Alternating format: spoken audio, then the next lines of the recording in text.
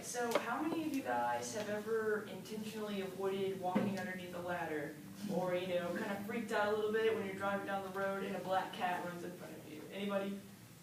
Well, my name is Alex, and I'm extremely superstitious. When I was a kid, from the time that I can remember, my mom and her mom, my Nana, they just pretty much drilled me in all these superstitions, you know. Don't put new shoes on the bed, don't put a hat on the bed, you know, don't split a pole, don't do any of that kind of stuff. So actually, one of my most frequent childhood memories is we moved around a lot when I was a kid, and my dad is very not on the superstitious side. But my mom has a rule, you know, you never take an old broom to a new house because you're just bringing in, you know, all the bad juju that goes along with it into this new, you know, clean atmosphere that hasn't really been tainted by luck or anything. So I just remember them going at it, you know, we're not taking the broom. Yes, we are, we're not. So obviously my mom won because she's the woman. And it affected me so much that I moved back in May. And my roommate and I had the same argument, and I won that, just as like, you know, my mom won it in the past too. So, and I know that that petty things like that, you know, as far as splitting a pole and not taking an old broom to a new house, they seem kind of silly. As far as could that really define her? But yeah, I feel like it does because you know, learning things like that and really just being grilled about stuff like that.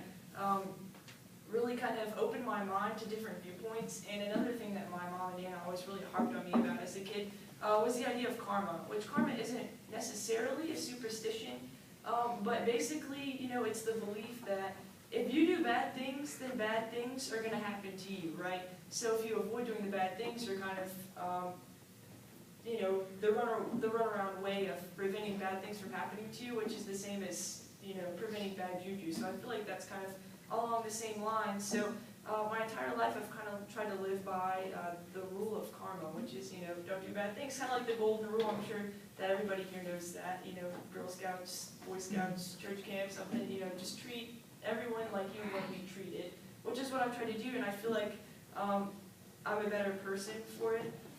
So it's also, superstition is also obviously a really big tradition in my family because, you know, my Nana had to learn it from her mom, and my mom learned it from her mom, and I learned it from my mom.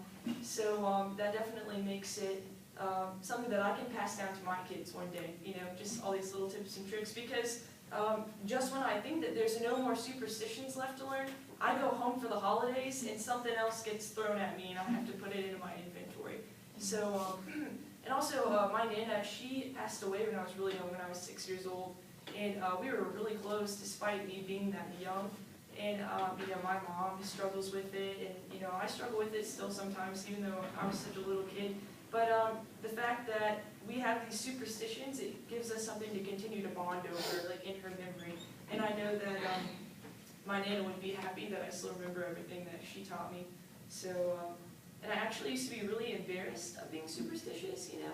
So when I was driving down the road, if I had somebody in the car with me and the black cat went, you know, I'd just kind of sneakily put an X on the windshield, not really, you know, go all out with it.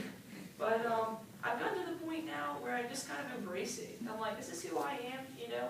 I'm not going to have bad luck because you think that I'm silly for splitting, you know, making everyone say bread and butter when we split a pole or something like that. So, you know, if you see me sweeping, don't put your feet near me, and for the love of all that's holy, please don't take an old broom to a new house.